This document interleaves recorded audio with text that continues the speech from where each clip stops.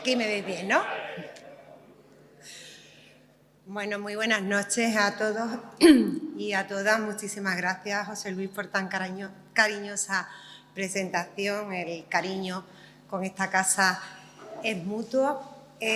Para mí constituye todo un privilegio inaugurar esta edición del Memorial Flamenco Pepita Caballero.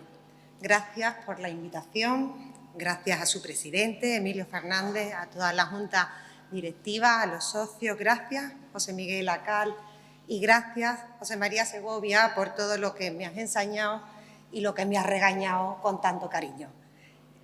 Por supuesto, hay que dar las gracias a las instituciones que hacen posible este memorial, el Ayuntamiento, la Federación de Peñas Flamencas y el Instituto Andaluz de Flamenco.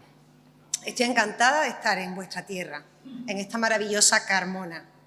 Este lugar al que cuentan que Fernando III definió como el lucero que brilla en la aurora. A lo mejor, perdonen el anacronismo, Fernando el Santo estaba barruntando ya las alboreadas gitanas. Hoy quiero hablaros un poquito de mujeres y de flamenco. Hoy el flamenco ya podemos asegurar que tiene nombre de mujer, pero no siempre fue así, o al menos no siempre fue así reconocido. El arte flamenco tiene mucho que ver con la mujer desde antiguo, aunque sea solo por el hecho constatado de que cualquier logro en su historia les ha costado el doble de esfuerzo, más que cualquier otra disciplina creativa, más que el otro sexo. Uno, el flamenco, y otro, la mujer, han sido despreciados a lo largo del tiempo, en un país y en un mundo en donde se prohibía el cante y la igualdad, bajo una misma condena eterna a ambos a ser invisibles, con la pata quebrada en la taberna o en la cocina. Para hablar de las mujeres en el flamenco, hoy nos deberíamos retrotraer a aquellas que en el flamenco han sido, a las que tanto le debemos, porque sin duda, sin su labor, sin su ejemplo y su legado, no sería el flamenco como hoy lo conocemos. Por eso es un honor estar aquí para celebrar la figura de Pepita Caballero, una de esas mujeres a las que se empeñaron en invisibilizar, pero que siguen manteniendo su luz propia a pesar de los pesares. Ella sigue brillando como un lucero en la memoria de los suyos, a pesar de que dejara esta vida hace ya 28 años. Desde el año 1999, 6 años después de su fallecimiento, la Agrupación Cultural Flamencos Amigos de la Guitarra promovió el Memorial Pepita Caballero, que hoy nos reúne. Ole, ole por mantener vivo el compás de su recuerdo y por hacerlo junto a nombres tan señeros como los de Matilde Coral, Manolo Brenes, José Meneses, Julián Estrada, Elu de Jerez, Domingo Rubici o Antonio Carrión, entre otros. Su peripecia flamenca, la de Pepita, la situó entre las primeras figuras de su tiempo, desde extremos estéticos tan diferentes como los de Pepe Marchena o Antonio Mairena. Josefa Matallanes Caballero, cantaora y paya, nacida aquí, en la Barbacana Baja, en 1907 y fallecida en Barcelona, después de una larga enfermedad y un largo silencio. De su valía hay muchos testimonios, pero también da cuenta el hecho de que Antonio Mairena la incorporase a su célebre antología del cante flamenco y del cante gitano de Columbia de 1965. Solo incluyó en esta antología a 4 mujeres y ella era la única que no era gitana. Vale, que sí, que sé, que Tianica la Piriñaca era un tercio, un quinto, que sí, que los flamencos soy muy tiquismiquis, pero ella era la única que no era gitana. Ahí, en esa antología, la podemos escuchar escoltadas por el toque de Merchó de Marchena y el de Manuel Morao. Palabras mayores. Después de la de los peines, la Caballero, llegó a decir el maestro Rafael Pareja. Heredera de Pastora, de Manuel Vallejo o de Antonio Chacón. Ella dejó su propia impronta, su estilo propio, eso que llaman sencillamente personalidad. En ella se manifiesta a las claras el imposible ostracismo al que quisieron condenar a la mujer en todas las disciplinas artísticas y no artísticas. Ella fue quizás, sin saberlo, una de las sin sombrero, y es que coincidió generacionalmente con aquel grupo de valientes y entusiastas mujeres de la generación del 27 que supieron reivindicar su lugar en la historia y su lugar en la vida. Fue precisamente, según cuentan, el peso del machismo de la época el que la obligó a abandonar Carmona y buscarse la vida en el flamenco. Sus giras por toda España, Marruecos, Francia o Portugal, sus espectáculos en el Price de Madrid, su forma de mecer la petenera, de entonar el fandango, las bulerías, las rumbas, las alegrías, las granaínas o las tarantas, hasta el punto de engrandecer, según dicen voces muchas más autorizadas que la mía, el añejo repertorio de las mineras, por más que su geografía vital anduviera lejos de la Unión. Sus pasos flamencos le llevaron desde el Villarrosa de Madrid a la emigración a Cataluña, donde ejerció como lotera, pero también como indudable maestra de lo suyo, al lado de otro grande, el cantaor Pepe el Culata. Estamos hablando de una gran artista, pero también de una de esas jornaleras del flamenco que tuvieron que ganarse el pan con el sudor de su ingenio en un momento histórico en el que el flamenco se le usaba o se le despreciaba. Es posible que eso mismo siga ocurriendo ahora, pero también se le protege o se le debería proteger por compromiso estatutario de Andalucía, por compromiso internacional con la UNESCO, pero sobre todo por méritos propios y por dignificación de todos y todas las que han logrado que esté en el lugar que está. Pepita recibió una de las más valiosos honores que puede recibir una creadora, y es que se lo reconozcan en vida y que se la reconozcan los suyos, sus paisanos. Así fue antes de que se le dedicara este memorial, cuando fue invitada a Carmona para un homenaje que se le tributó el 15 de julio de 1972, con un plantel envidiable de primeras figuras, como Fosforito, Lebrijano, Fernanda, Chocolate o Diego Clavel. En este arte, como en todo en la vida, la mujer no lo ha tenido fácil, ni mucho menos. Con el nacimiento de la profesionalización de este arte, es decir, con su paso del ámbito popular y familiar a los escenarios, la mujer encontró un doble escollo. El primero, el rechazo del entorno familiar, al que no le era fácil comprender que una mujer actuara en tabernas y cafés cantantes, entonces de dudosa reputación. Y el segundo, la presión, el más fuerte, el entorno social, masculinizado, en el que la mujer tenía visualmente un papel secundario pese a su importancia real, y que no se veía con buenos ojos a las mujeres que decidían tener, o simplemente lo tenían, protagonismo en cualquier faceta de la vida. Tianica la Piriñaca, esa magnífica cantadora jerezana, nos cuenta en ese libro impagable de José Luis Ortiz Nuevo, donde recogió sus memorias, que su marido no la dejaba cantar ni en los bautizos, a pesar de que a ella era lo que más le gustaba en el mundo desde chiquitita. De no ser porque la desgracia llamó a su puerta, dejándola viuda con unos cuantos hijos que mantener, nos hubiéramos quedado sin el precioso legado de su cante. Dice una letra: Conchita la Peñaranda, la que canta en el café, ha perdido la vergüenza siendo tan mujer de fe. Nos lo dice toda, ¿no? Y esta otra: te den un tiro y te maten, como sepa que diviertes a otro gacho con tu cante. No lo digo yo, está ahí reflejado. Por fortuna, siempre existieron mujeres valientes, mujeres decididas, que contra convencionalismos y normas imperantes han decidido y superado estereotipos y se han dedicado a desarrollar el don y el talento con el que nacieron, porque estas dos cosas, don y talento, tampoco entienden de sexos, y se convirtieron en artistas tan brillantes que ocupan un lugar propio en la historia del flamenco. A la mujer y al flamenco le queda mucha faena por hacer, pero se ha crecido a lo largo de los años cuando se ha ido de la mano, aunque despertaran habiduría como Antonia, la de San Roque, o respeto generalizado como la niña de los peines. El flamenco tuvo nombre de mujer en el exilio de Carmen Amaya y en el instinto superviviente de Lola Flores. Tuvo nombre de mujer cuando la argentinita fue capaz de congeniar sus facultades naturales con una inteligencia a prueba de bomba, y en el momento en el que la copla se hizo eterna por bulerías en el compás de Fernanda y de Bernarda, o cuando la paquera se apoyaba en una silla de Enea para elevar su voz a las mayores alturas de la belleza. Ahí están la Cuenca, la Andonda, la Campanera, Carmen Dusé, la Sernata, la guitarrista de la Cuba, la Macarrona y la Malena, la Repompa o María la Canastera. Son solo algunos de los nombres que podríamos destacar a lo largo de la historia del flamenco. Una historia que evolucionó a lo largo de distintas etapas. Con ella también evolucionó el papel de la mujer.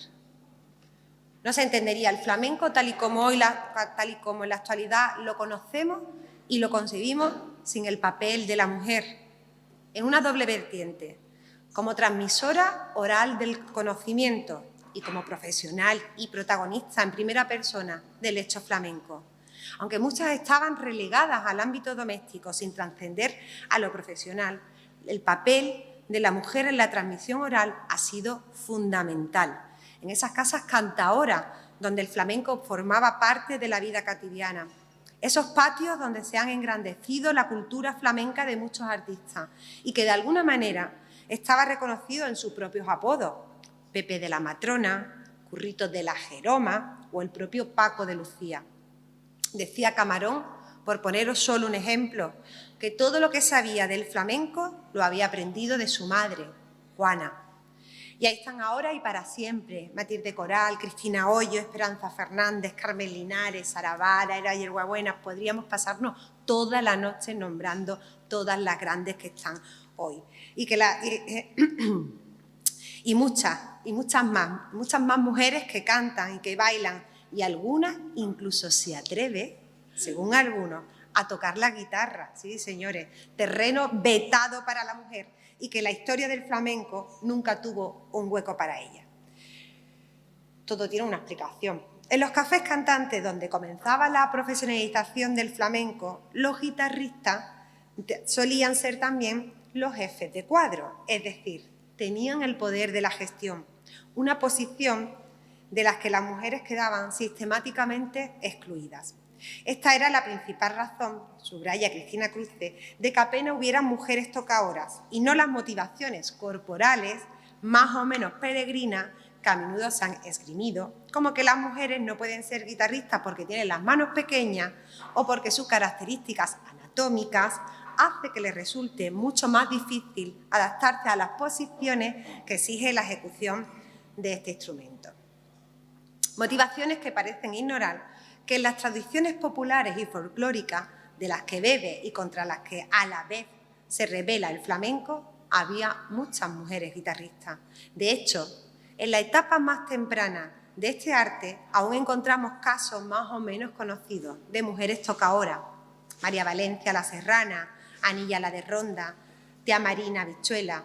Algo que conforme se avanza en la profesionalización del género se fue haciendo cada vez más excepcional. Dice un reportaje escrito por Virginia López Enano para El País Semanal. Soy mujer y quiero tocar la guitarra. Así es. En este caso, y aprovechando que estamos en la Asociación de Amigos de la Guitarra de Carmona, teníamos que hacer una reivindicación de esa guitarrista. Las guitarristas afirman que las oportunidades siguen siendo muy reducidas para ellas. Las alumnas son escasas y poquísimas también las profesoras.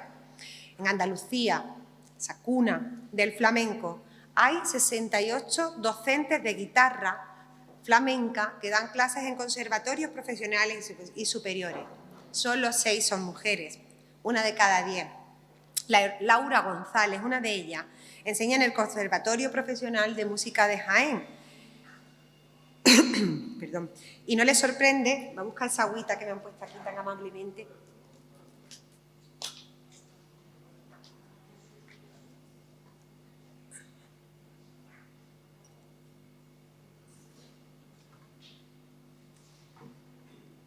Os decía que Laura González, que es profesora del Conservatorio de Jaén, no le sorprende ese desequilibrio en la plantilla. Dice que en su época ya era reducido el número de alumnos y aunque parece que la situación se normaliza y cada vez observan más niñas, en su centro estudian 20 chicos y una chica. Antonia Jiménez, Laura González, María José Matos, Marta Robles, Celia Morales se están encargando sobre el escenario de quitarle razón a este manido argumentario. No podemos decir lo mismo del cante. En el libro La mujer en el cante flamenco, de Carmen García Matos, se dice que se ha afirmado que la mujer no está dotada como el hombre para cantar flamenco. Pero este comentario se invalida por sí solo ante la aplastante evidencia de unos hechos que ratifican el análisis histórico-cronológico de las trayectorias femeninas en el arte hondo. La cantaora ha sabido conservar, transmitir y crear cantes y estilos con igual o mayor grandeza que el hombre. Por otro lado, la cantaora tiene una presencia tan temprana como el nacimiento mismo de los estilos flamencos. Muchas de las grandes creadoras, la Cernata, la Trini, la Niña de los Peines, se formaron y aprendieron en el seno de familias cantaoras y asimilaron armonías, complejos melismas y cromáticos juegos sonoros que inspirarían creaciones personales que contribuyeron a enriquecer el cante flamenco. La única duda que podríamos tener es si se corresponde el importante papel de la mujer en el cante flamenco con su notoriedad a lo largo de la historia. Si hablamos del baile, podemos afirmar que ha sido históricamente el espacio reservado a la mujer, representando incluso la simbología del flamenco. Ese traje, esa flor, esos complementos. Cuando la gente piensa en flamenco, piensa en esto. Tras analizar el libro, Cristina Cruces, cuando analiza el libro Arte y Artistas Flamencos, escrito por Fernando de Triana en 1935, afirma que contaban desde el último tercio del siglo XIX, 30 cantaoras y 97 cantaores, y 96 bailaoras y 37 bailaores, es decir, proporciones prácticamente invertidas que situaban a los hombres mayoritariamente en el cante y el toque y a las mujeres en el baile. El criterio de la hipercorporeidad fijó para las mujeres el cuerpo como una única fuente para la producción de arte y frontera última de la profesión. Los atributos considerados esencialmente femeninos hicieron el resto. Esto fue bueno y también fue malo para esa reputación de esas valientes. No hay un solo sentimiento, no hay un solo acontecimiento histórico y social que no esté recogido en las letras del flamenco. Letras populares que recogen el sentir del pueblo y que se convierten en un notorio de la realidad social. Hay distintos estudios que demuestran que una de las cuestiones más extendidas en el romancero hondo es el machismo, que en algunos casos, diría yo que en demasiados, incluso justifica la violencia contra las mujeres. Las letras contra el sexo femenino fueron muy habituales incluso a comienzos de la democracia. Toda la historia del cante está lleno de ellas. Afortunadamente han ido desapareciendo. Afortunadamente ya nadie las ve bien. Así lo afirmaba Alberto García Reyes en un artículo titulado El flamenco, el gran notorio del machismo andaluz. Este año, el Memorial Pepita Caballero se dedica precisamente a un poeta, y un poeta que escribe cabalmente también para el flamenco. Manuel Machado escribió en su día: una fiesta se hace con 3 personas, una baila, otra canta y la otra toca. ¡Ay, me olvidaba! Y los que dicen ole, tocan las palmas. También se olvidaba el poeta de los poetas. Y José Luis Rodríguez Ojeda lo es, poeta, profesor y letrista flamenco. Algo esencial para quienes entendemos que las letras del cante deben ponerse al día. Admiramos la certera sabiduría de los versos populares escritos en el aire durante siglos, pero dicho repertorio necesita llenarse de aires de hoy. Las letras del flamenco responden a la sociedad de su tiempo y a sus costumbres, pero muchas de ellas ya son anacrónicas y otras sencillamente ofensivas para muchos colectivos, como el de la mujer. Las letras flamencas no son inocentes, constituyen un reflejo de la historia, tanto por lo que dicen, por cómo lo dicen y por lo que no dicen. Una de las más estremecedoras seguidillas que se conoce nos cuenta y nos canta: cuando yo me muera, mira que te encargo, que con las trenzas de tu pelo negro me amarren las manos. La primera vez que apareció esta letra escrita fue en la edición de Cante Flamenco de Antonio Machado y Álvarez de Mófilo, el padre de Antonio y de Manuel Machado. Él la incluye en una antología en la que pone negro sobre blanco lo que hasta entonces solo había sido de transmisión oral. Pero él no mencionaba la palabra trenza, sino la palabra cinta. En cualquier caso, las dos versiones estremecen, pero lo de las trenzas estremecen más, porque como advierte Félix Grande Vender las trenzas de su pelo era lo único que le quedaba a muchas viudas para sobrevivir tras la muerte del esposo. Caben, pues, y al menos dos interpretaciones de esta letra. El marido la quiere tanto que quiere que en su mortaja el pelo de su amante le ate para siempre. O es que el marido se cree propietario de ella y le reclama hasta el último clavo ardiendo al que puede agarrarse para ir tirando. Sí, el día a día está lleno de actitudes machistas. También las letras. Y todavía hay letras que responden a ese mismo arquetipo. No las de este escritor natural de Carmona y afincado en Sevilla, que entre sus títulos, Consecuencias de andar, de los 2 primeros años sin pensar en el final, acaba de publicar recientemente Casi todas mis letras para Arcante, editados por Anantes. Es un autor culto y popular, al que desde aquí quiero felicitar, y al mismo tiempo es un autor que prosigue la estela seguida en su día por Francisco Moreno Galván, que renovó el cancionero flamenco de una manera rotunda desde los años 60 del pasado siglo y al que se le dedica explícitamente uno de los textos de José Luis. Rodríguez Ojeda aseguraba en una reciente entrevista que el flamenco para él no era ajeno en su ámbito familiar y que uno de sus primos tuvo una amistad estrecha con Antonio Mairena, lo que le facilitó que él también tratara al legendario cantaor. Su relación desde muy joven con Calixto Sánchez, uno de los cantaores que más ha cuidado sus letras, le empujó a escribir versos para ser cantado. Él declara que ahí empezó todo. Fui tomando muy en serio la creación de las letras con una pasión desmedida y desarrollando conocimiento y oficio a lo largo de los años. Su repertorio incluye versos para ser cantados por soleares, pero fandangos y derivados, abandolaos, malagueñas, granaínas o cantes de levante. Hay, por ejemplo, en el libro un romance entre histórico y lírico dedicado a Carmona, o unos aires de Vidalita y Milonga, o de Tamarisa Finrao, un poema prácticamente que es un homenaje a la música desde sus orígenes, teniendo en cuenta la mitología. José Luis afirma: las letras para mí, entiéndase, poesía de la experiencia. Por ello, se dan los temas y sus temas propios de la reflexión sobre dicha experiencia de la vida. Y, cómo no, referencia a valores y principios de igualdad y de justicia. Gracias, José Luis, por tu sensibilidad y tu compromiso necesario para compensar algunas letras que no se pueden consentir. Si un caballo se desboca, necesita un buen jinete. La mujer que sale loca, no hay hombre que la sujete, aunque le parta la boca. Con ejemplos como los de Rodríguez Ojeda y Pepita Caballero, el flamenco demuestra que también es una hermosa carrera de relevos, en un plano que tiene que ver mucho con otro arte, el de la dignidad.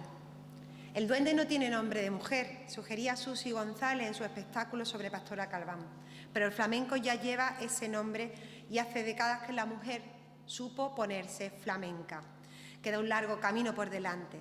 Ni está todo conseguido para la mujer con la Declaración de Pekín o la promulgación de numerosas leyes, ni la lista del patrimonio inmaterial de la humanidad es una varita mágica para conseguir que el flamenco deje de viajar en segunda clase en los grandes expresos de la cultura, incluso dentro del país que lo vio nacer. Desde la Administración andaluza, en uno y otro caso, se debe seguir haciendo todo lo posible por romper con ese antiguo círculo vicioso.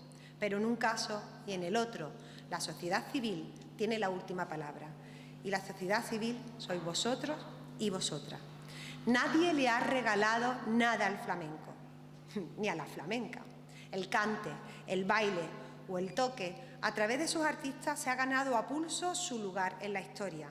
Y lo han hecho practicando dos viejos artes esenciales, el de la supervivencia y el de la dignidad, como se hace desde las peñas, desde esta casa, desde los auténticos templos del flamenco, donde se fragua la afición, donde los jóvenes artistas tienen la mejor plataforma para adquirir la experiencia necesaria de cara a su profesionalización, donde el público puede degustar el flamenco en su ámbito y en su ambiente natural. Desde los aficionados y desde las aficionadas, desde los medios de comunicación, desde la universidad y desde la investigación autodidacta. O sea, ojalá seamos capaces de ser tan dignos y tan esclarecidos como Pepita Caballero y como José Luis Rodríguez Ojeda, quien escribió unos versos que podría haberlos cantado perfectamente ella. A un corazón que es libre no hay quien domine. Y aunque de pena muere, latiendo sigue. La libertad es un sueño, pero más vale soñar que estar despierto sin ideales. Muchísimas gracias.